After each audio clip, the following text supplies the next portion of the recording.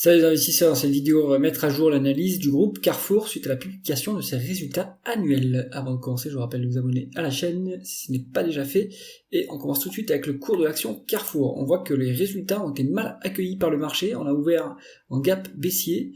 On est quasiment au plus bas, depuis 2021. Donc est-ce que c'est le moment de se positionner sur Carrefour? On va regarder ça ensemble.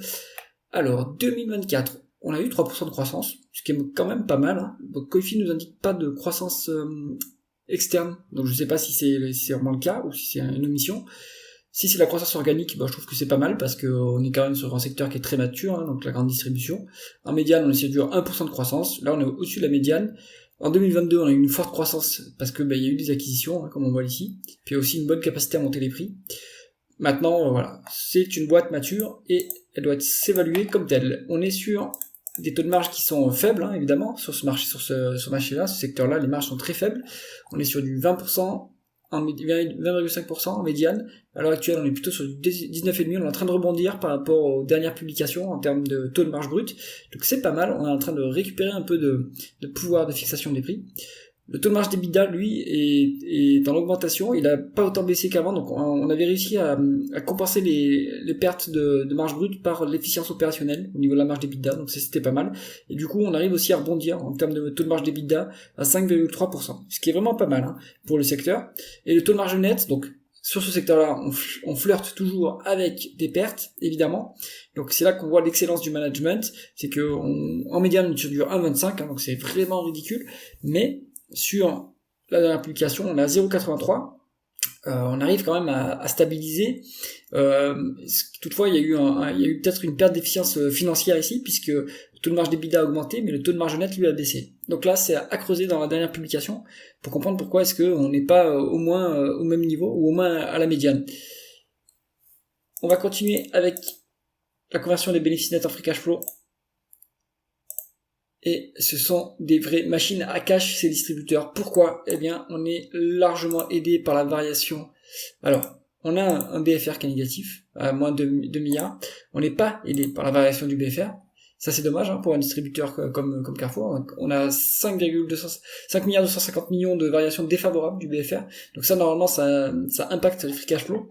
Maintenant, est-ce que on a des dépenses en capital qui sont plus basses que les dépréciations et amortissements? Non, elles sont plus élevées pour 11 milliards.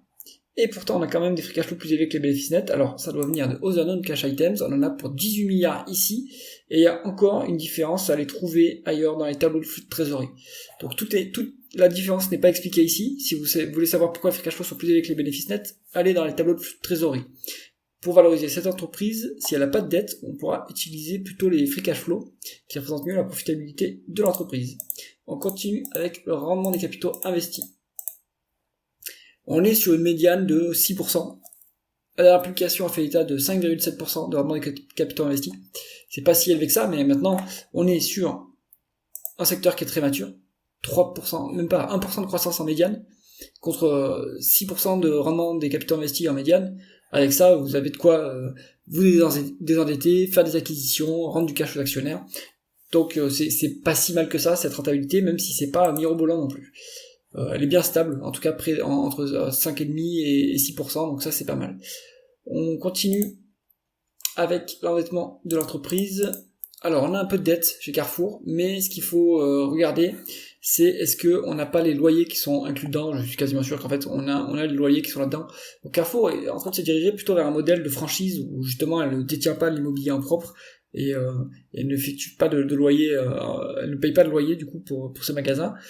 Donc dans cette dette-là, moi je vous recommande de ne pas la prendre en compte. Regardez ce qui est plutôt écrit dans les dernières publications pour savoir quel est l'endettement réel de l'entreprise.